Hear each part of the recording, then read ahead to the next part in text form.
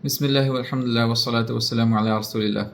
So you know how they say that the more senses you use to learn or master a thing, the more it remains in your memories. So I just was thinking about what ulama say while memorizing the Quran, that if you use your sense of seeing as well as your sense of hearing and your sense of speaking, it's more easier for you to memorize it and keep it in your head. But there's another aspect of it which I often think about, is in terms of like applying different ways or techniques to memorize the Quran as well. For example, one of the mashayikh, he mentioned to me that if you know good Arabic grammar, it's easier for you to memorize the Quran. That's one thing. And also, if you know the meaning of the Quran, it's easier for you to memorize it. That's also a thing.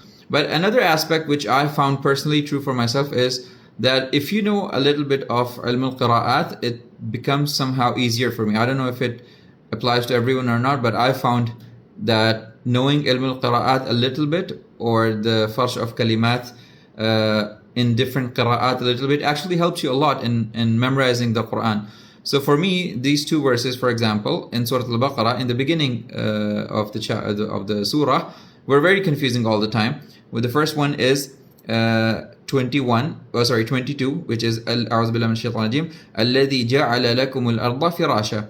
And the second verse is on the next page, which is هُوَ الَّذِي خَلَقَ لَكُمْ.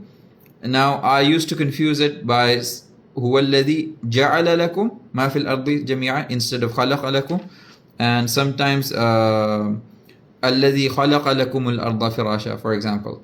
Because the meaning is close, so it can sometimes the confusion can happen. So how did that confusion go away for me? It was when I learned that Imam Susi, rahimahullah, does something which is called idgham kabir. And I'm not going to the detail, but idgham kabir is when similar letters are combined. So in this case, for example, alladhi ja'ala lakumul arda, he would read it as alladhi ja'al lakumul arda. And in the next verse, we have alladhi huwa alladhi khalaqa lakum. So basically, it's not lam and lam, which can have idgham kabir. And once I learned this rule, that's when the confusion stopped in my head, because I would always remember that the verse that comes first has idgham kabir in it, and the verse that comes after has no idgham in it. So that's just something which came into my mind. I thought I would share with the students who are trying to memorize the Quran and students of tajweed and qira'at, that the more ways you involve yourself with the Quran, the more easier it becomes for you to memorize it.